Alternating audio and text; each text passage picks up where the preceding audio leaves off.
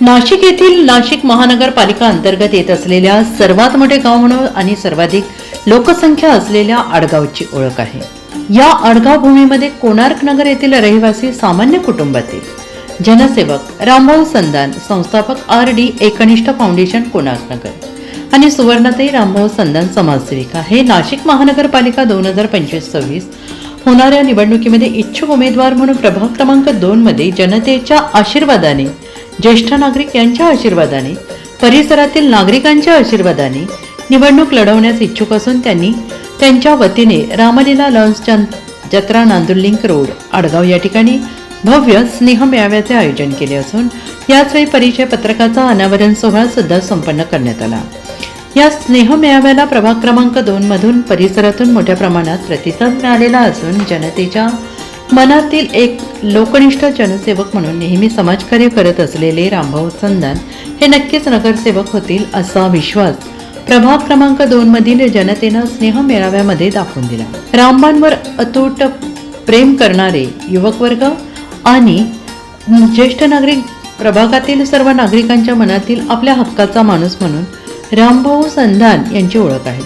रामभाऊ संदान हे मागील काही वर्षांपासून प्रभागात नेहमीच सार्वजनिक उत्सव आणि समाजकार्यामध्ये अग्रेसर असून विविध कार्यक्रम, आरोग्य शिबिर, नवरात्र उत्सव, गणपती उत्सव, सामाजिक छोटे मोठे कार्यक्रम घेऊन नेहमी सामाजिक कार्यात अग्रेसर असतात। यावेळी प्रमुख पाहुणे यांचा आयोजकांच्या वतीनं शाल श्रीफा देऊन सत्कार करण्यात आला। या स्नेह मेळाव्याला प्रमुख पाहुणे संत ज्ञानेश्वर सोसायटीचे चेअरमॅन अशोक कळमकर, माळवाळ सुभाषचंद्र बोस, ज्येष्ठ नागरिक संघाचे अभिमन्यू बागुल, सरचिटणीस जाधव भारतनगर, ज्येष्ठ नागरिक संघाचे कडलक अप्पासाहेब जाधव, कोणार्क नगर 2 चे वसंत रोहम, अक्षर ब्रह्म वाचनालयाचे भामरे सर, दिव्य नाभिक संघाचे अनिल वैद्य, महेंद्र अहिरराव, वाणी समाजाचे अध्यक्ष निखिल शिरोडकर, अनिल शिरोडे, निंबाळकर काका, बंडू काका भोसले, विश्वकर्माचे घायताड, कुरणे सुखदेव ढिकले, संजय ढिकले, निलेश आहेर, शैलेश सोनवणे, उमाकांत बाबू, विलास वाघ, गोरख आखाडे, शिरसाट काका, जालिंदर शिंदे, परिसरातील ज्येष्ठ नागरिक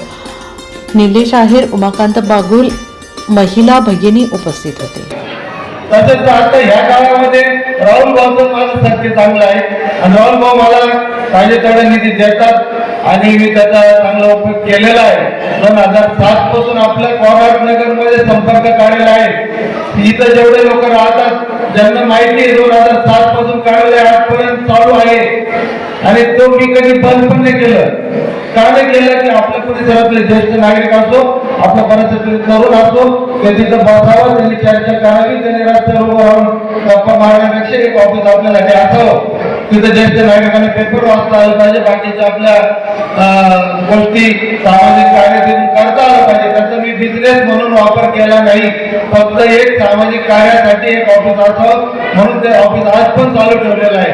आता इथून पुढे मी ठरवणार आहे की इथून पुढे मी या ज्येष्ठांच्या आशीर्वाद घेत राहणारच आहे। तिकीट मिळो नाही तर नाही मिळो, काम करत राहणार एवढं निश्चित, शेवटपर्यंत काम करायचं एवढं गॅरंटी आहे। आता तिकीट कोण देतं, कोणता पक्ष न्याय देतो ते बघू आणि इथून पुढं त्याप्रमाणे काम करत राहू। भरपूर कामं माझ्या याच्याप्रमाणे खूप कामं केले, कोरोना काळ असो। तुम्हाला त्याच्यातले एक मी किस्सा सांगतो। 4 जणांचे मला फोन पण आले त्या किस्स्यावरून।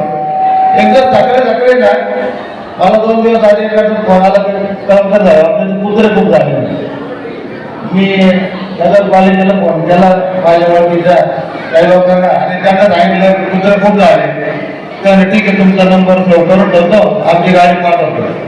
सकाळी गाडी आली 7:30 ला, सकाळी 7:30 मी उठलोच होतो तर त्यांचा फोन आला, साहेब ते तुम्ही कुत्र्यांसाठी गाडी मागवली, तुम्ही कुठे? म्हटलं मी घरी आणि एक काम करा, आम्ही सयाजी पॅलेसवर काय बरोबर नाही, माझी ऍक्टिव्हा काढली, सयाजी पॅलेसवर गेलो। सयाजी पॅलेसवरून ती कुत्र्यांची गाडी माझ्या मागे, मी पुढं आणि पूर्ण कॉलनी कुठं कुत्रे हे दाखवत फिरलो आणि काही लोकांनी ते बघितलं, अरे आराम काय करतात सकाळी पाठीमाग कुत्र्याची गाडी, पुढे हा चाललाय, एरिया दाखवतोय, ते कुत्र पकडण्याचे प्रयत्न करताय। असे पण कामं लोकांसाठी आपण त्यावेळेस आपण कधी आपलं लहानपणा मोठेपणा ह्या गोष्टीचं कधी मी पूर्वी पाळलीच नाही आणि इथून पुढे पण पाळणार नाही. सगळ्या लोकांना माहिती आहे हे जे माझे सगळे प्रेमाचे. मागच्या वेळेस आडगाव परिसरामध्ये जालेंदर भाऊ लोक म्हणायचे आडगावमध्ये कुळाचं मतदान आहे, रोहन साहेब बाबूल साहेब कुळाचे मतदान आहे. त्यामुळं समजा एखादं माळे कुळे, लबडे कुळे, शिंदे कुळे, हे कुळे यांचे मतदान एक कटीदंडच मिळणार त्यांच्या कुळाच्या उमेदवाराला. पण रामभाऊ संतांचं कोणतं कुळे कोल्हापूर मध्ये मैत्रीचं कुळे, हे प्रेमाचं कुळे माझं. रामभाऊ संतांना मागच्या वेळेस 3000 प्लस मतदान मिळाले. महाराष्ट्र नवनिर्माण सेनेने त्यावेळेस उमेदवार नव्हता जालेंदर भाऊ, तुम्ही त्याला पुरावा आहे. त्यावेळेस आपण राहुल गांधी सांगितलं म्हणून आपण उमेदवारी केली. लोक म्हणायचे अरे म्हणून त्याचं काय तिकीट घेतो, लय वाईट परिस्थिती, तरी आपण घेतली. पण जे मला 3000 प्लस मतदान मिळाले ते असे सर्व प्रेमाचे. आज सुद्धा हा कार्यक्रम घ्यायचा होता. लोकांनी सकाळी घ्या, आमचे मित्र बरोबर सकाळी घ्या, बरोबर संध्याकाळी घ्या. पहिली गोष्ट महिलांचा विचार झाला. पहिली गोष्ट आमच्या ग्रुपमध्ये काय विचार झाला, सकाळी महिलांना कामावर आला. पहिले होतं सकाळी कार्यक्रम घ्यायचा नाही, ओके ठरलं.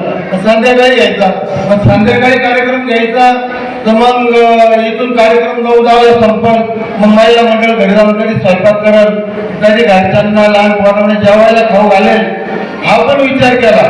म्हणून मग मी त्यांनी सांगितलं आपण एक काम करूया, कार्यक्रम इथं ठेवूया आणि स्नेहबोधाचा कार्यक्रम पण इथं ठेवूया, जेणेकरून महिला वगैरेंना घरी जाऊन परत त्रास नाही झाला पाहिजे. त्याच्याकरता सर्वांनी एक निर्णयाने ठरवलं शांतिगिरी महाराज सत्कार करा. शांतिगिरी महाराज सत्कार करायला गेलो, अक्षरशः डोळ्यात पाणी आले साहेब. शांतिगिरी महाराजांना भेटणं हे सुद्धा खूप मुश्किलीत असतं, त्यांच्याजवळ जाणं. अक्षरशः मी त्यांचा सत्कार केला ना, त्यांना जेवढा शाल फेटा आणि हार घातला होता ना, तर माझं मी काय माझ्या आई वडिलांचं पुण्य असेल किंवा मी केलेलं असं काही, तर महाराजांनी अक्षरशः ते शाल माझ्या गळ्यात घातली, फेटा माझ्या गळ्यात डोक्यात घातला आणि हार पण माझ्या गळ्यात घातला. आजही तो फेटा माझ्याकडे मी जपून ठेवलेला आहे, माझ्या मिसेसकडे दिलेला आहे. अक्षरशः पाणी आलं मॅडम. पण काहीतरी आपल्या मागचं जन्माचं म्हणा, या जन्माचं म्हणा, आपण काहीतरी केलेलं राहतं, ते कुठंतरी पुण्य, आई बापांचं पुण्य राहतं, आई वडिलांचा आशीर्वाद राहतो, तुमच्या सारख्या ज्येष्ठांचा आशीर्वाद माझ्या माग आहे. त्याच्यामुळे आज मी इथं पोहोचलोय. ठीक आहे, नशिबाने जर तिकीट मिळालं तर लढूया. तुम्ही सगळ्यांनी मला सहकार्य करा अशी विनंती करतो. उमेदवार रामभाऊ संतान यांच्या समर्थनार्थ आज प्रभाग क्रमांक 2 मधील बहुसंख्य जनता उपस्थित होती. आज आम्ही सर्वांनी निर्णय केला आहे रामभाऊ संतान यांना या निवडणुकीमध्ये पक्ष अथवा तिकीट न भेटल्यास आम्ही त्यांना विपक्ष म्हणून या निवडणुकीमध्ये आणि भरघोस मतांनी या 2026च्या मनपा निवडणुकीत निवडून देणार. मनामनातील नगरसेवक असलेल्या रामभाऊंना खऱ्या अर्थाने आपल्याला नगरसेवक बनवून महानगरपालिकेत पाठवायचं आहे. आज प्रत्येकाची गरज आहे की आपला माणूस आपल्यासाठी हवा आहे. कोणार्क नगर परिसरामध्ये आज रामभाऊ संतान मित्र परिवारातर्फे आज हा स्नेह मेळावा आयोजित केला होता. या कोणार्क नगर परिसरामध्ये नगरसेवक कसा असावा याचं उत्तम उदाहरण म्हणजे रामभाऊ. नगरसेवक म्हणून त्यांच्याकडे बघतो सर्वजण. तर खरं नगरसेवक पद त्यांना या 2026मध्ये आपण प्राप्त करून द्यावं व सर्व जनतेने त्यांना पाठबळ द्यावं ही नम्र विनंती. अनेक वर्षापासून आपल्या कोणार्क नगर असेल, स्वामी समर्थ नगर असेल किंवा प्रभाग क्रमांक 2 मध्ये गेल्या अनेक वर्षापासून समाजसेवेचं एक उत्कृष्ट काम करणारे आपल्या सर्वांचे लाडके श्री रामभाऊ संतान यांच्या या नाशिक महानगरपालिका प्रभाग क्रमांक 2 भारतीय जनता पार्टीच्या वतीने ते इच्छुक उमेदवार आहे आणि त्यांचा हा आढावा बैठक आणि एक स्नेह मेळावा या ठिकाणी संपन्न झाला. अनेक मान्यवर या ठिकाणी या कार्यक्रमासाठी आवर्जून उपस्थित झाले. तर मोठ्या संख्येने महिला भगिनी असतील, बालगोपाळ मंडळी असेल किंवा ज्येष्ठ मंडळी असेल, आपलं मनोगत त्यांनी या ठिकाणी व्यक्त केलं. बोलण्यासारखं बरंचसं काही आहे परंतु वेळेचं बंधन होतं, त्यामुळे हा कार्यक्रम आटोपता घेण्यात आला. सर्वांच्या मनातली एक तळमळ आहे की रामभाऊ. या स्नेह मेळाव्यानंतर आलेल्या सर्व नागरिकांची भोजनाची व्यवस्था आयोजकांच्या वतीनं करण्यात आली होती. यावेळी प्रभागातील सर्व नागरिकांनी, ज्येष्ठ नागरिकांनी आणि सगळ्यांनी उपस्थित राहून रामभाऊंना पुढील पोस्टिंगसाठी आशीर्वाद देण्यासाठी आवर्जून उपस्थिती लावली. नेमके स्नेह म्हणजे काय हे प्रभाग क्रमांक 2 मधून इच्छुक उमेदवार रामभाऊ संतान, सौ सुवर्णताई रामभाऊ संतान यांचा स्नेह मेळाव्याला आलेल्या जनतेनं विश्वासार्हता दाखवून दिला. NCN न्यूजसाठी गणेश कराड, आडगाव.